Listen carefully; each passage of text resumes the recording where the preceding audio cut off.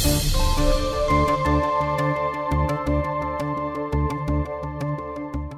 evening, and welcome to NewsWrap from BizNews. Today is Monday, October 21, and I'm your host, Patrick Kidd.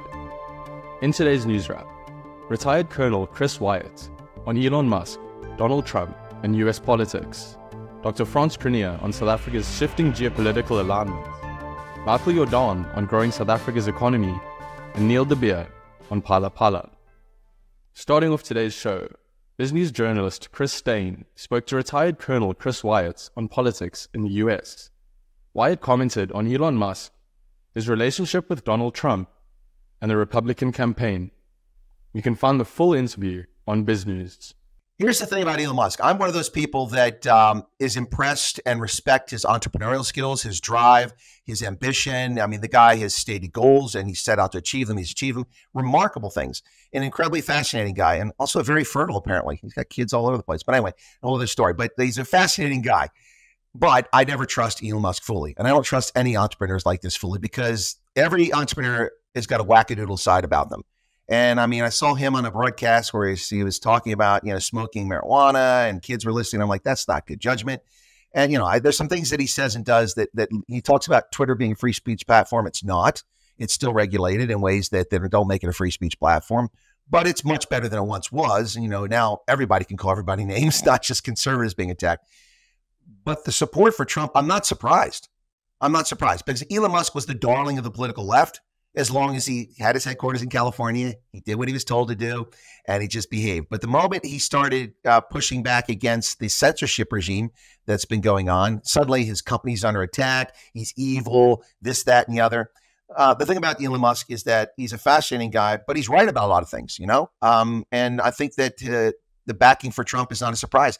Some other very wealthy people backing Trump, Sheldon Adelson's wife, the widow, the owner of the casino system out there in Nevada, is also, I think she's put $95 million in the campaign.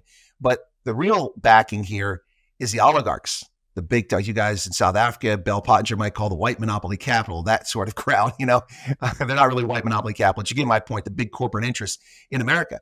All the money for those guys goes to the Democrats, Wall Street, the big corporations. And why is that? Big corporations love regulation. They can afford to spend $5 million on auditors and accountants. It's the small businesses trying to come up and compete with them with new ideas, better productivity and more efficient service and better products. And they don't like competition. And that's the case in South Africa. That's the case in Europe. That's the case in America. So the big guys don't like that. They like the party in power that likes to create rules and slow down progress. And Elon Musk is all about getting rid of red tape and all about, making it laissez-faire as best as possible and small government. And in that vein, he and I agree 100%. In other news, BizNews editor Alec Hogg sat down with the Social Research Foundation's Frans Cronje. Dr. Cronje unpacks some interesting data surrounding South Africa's geopolitical allegiances. You can find the full interview on BizNews. So, where do South Africans stand on this? Over time, we see what we think is a drift in South African public opinion away from an allegiance with the Western world towards a growing empathy for Russia and China, for example. So here's a question we've just asked. The GNU should align South Africa's foreign policy with countries like Russia and China and Iran and against the West. And the answers there were that let me work it out, just under 40% of South Africans now agree that that is what the South African government should do. Disagreeing is just over 50%. So this is almost evenly split. Then we asked another question, which was, we'd made a statement. Statement is false, but politicians all make false statements. So we said, given that Russia and China provide more investment, we said, do you agree that Russia and China now provide more investment and create more jobs in South Africa than do the US and the European Union? Is this correct? And here, a very important thing happens, because now just short of 60% of voters say that they agree with that statement. As the South African government is increasingly emboldened, we now get the stunning result where an absolute majority of South Africans believe, if they would believe, if they were told that Russia and China is now more important to the economy and the lives of people than is the West. That is a real failure of Western diplomacy. Bronwyn Nielsen interviewed Montegray Capital CEO Michael Jordaan last week Friday.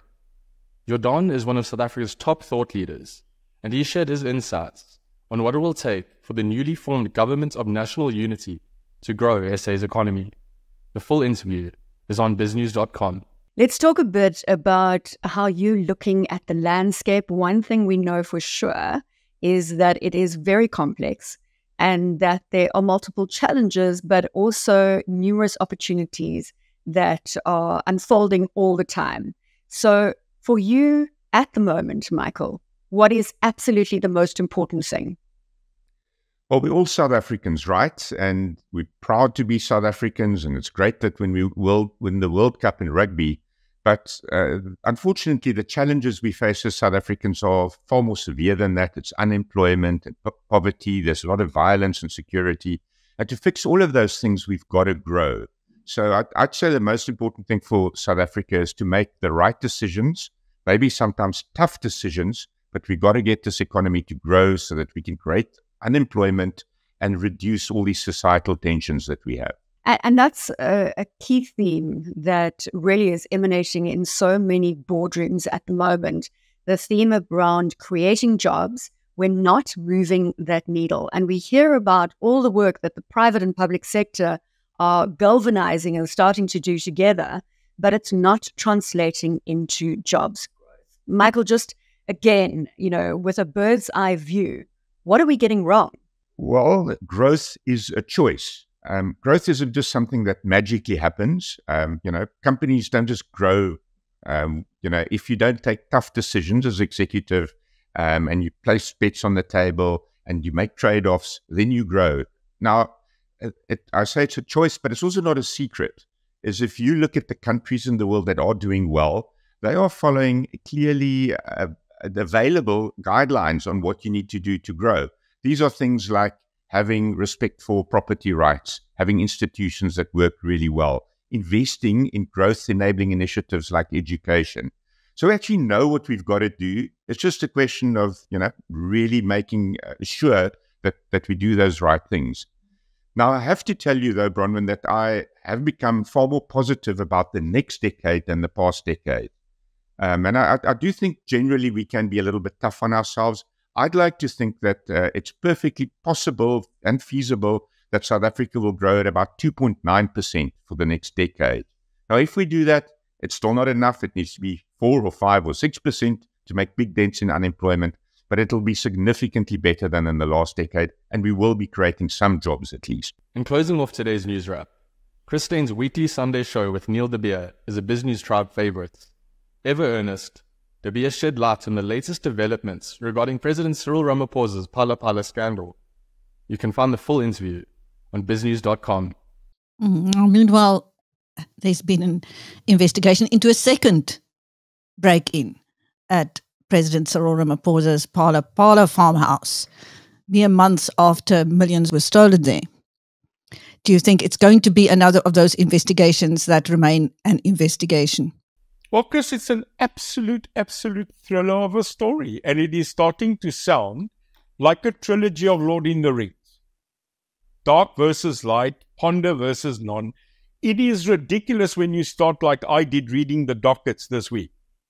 And the reason I refocused myself is because of the massive so-called stand-up in Parliament of people now saying there should be a public prosecution of the president. MK Party, Judge Lopez directly or ex-judge getting up and saying to the president, you should be prosecuted. And Cyril turning around and saying, well, now it is in the round of another litigation. Chris, this news story broke not because of the people on Phala Phala. In actual fact, when the thing occurred, only 2 years after, but only because Mr. Fraser, Arthur Fraser, ex-person of the Secret Service, brought it up to the light that such a theft of $580,000 occurred. Now, Chris, it seems that's not the right amount. That is just the amount that was so-called stolen. Because the accusation was that he had $4 million US in his house, and the thieves only stole $580,000 US. That was February 2020. And the only reason that came out was because an outsider spilled the beans. Now we hear in the next investigation that in actual fact on the 7th of June of the same year, 2020, there was in actual fact a secondary burglary, but now under declaration, nothing was stolen.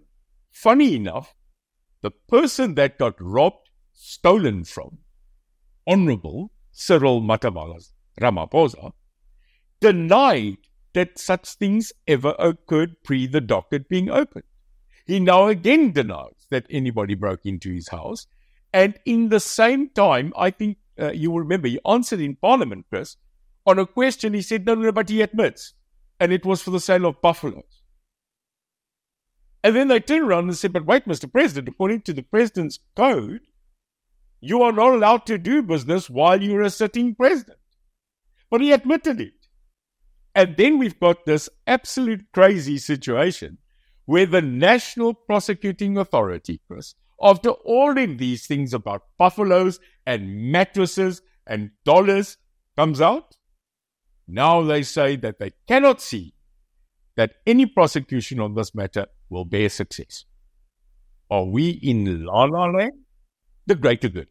You can catch new episodes of NewsWrap Mondays through Thursdays on BizNews TV, BizNews Radio, and BizNews.com. And don't forget to join Alec Hogg live at 7 a.m. tomorrow morning for the BizNews Briefing podcast. The BizNews Briefing is streamed live at 7 a.m. on weekdays and can be found on the BizNews.com homepage. This has been NewsWrap. I'm Patrick Kidd from BizNews.com.